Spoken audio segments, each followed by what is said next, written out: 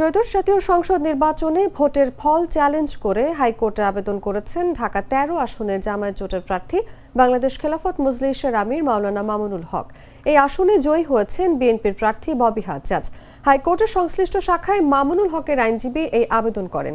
বুধবার হাইকোর্টের বিচারপতি মোহাম্মদ জাকির হোসেন একক বেঞ্চে আবেদনের উপর শুনানি হওয়ার কথা রয়েছে। এর আগে ২৫ জনের বেশি প্রার্থী হাইকোর্টে ভোটের ফল চ্যালেঞ্জ করে আবেদন করেন। শুনানির জন্য আবেদনগুলো গ্রহণ করে ওইসব আসনের ব্যালট সহ প্রয়োজনীয় সরঞ্জাম সংরক্ষণের নির্দেশ দিয়েছেন হাইকোর্ট। গণপ্রতিনিধিত্ব অধ্যাদেশের ৪৯ ধারা অনুযায়ী নির্বাচনী অনিয়মের বিরুদ্ধে আবেদন শুনানির জন্য হাইকোর্টে নির্বাচনী ট্রাইব্যুনাল গঠন করা হয়। বিচারপতি মোহাম্মদ জাকির হোসেনের নেতৃত্বে একক বেঞ্চ এসব আবেদনের উপর শুনানি গ্রহণ করছেন।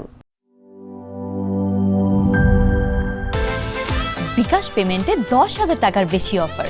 শপিং চলছে তো।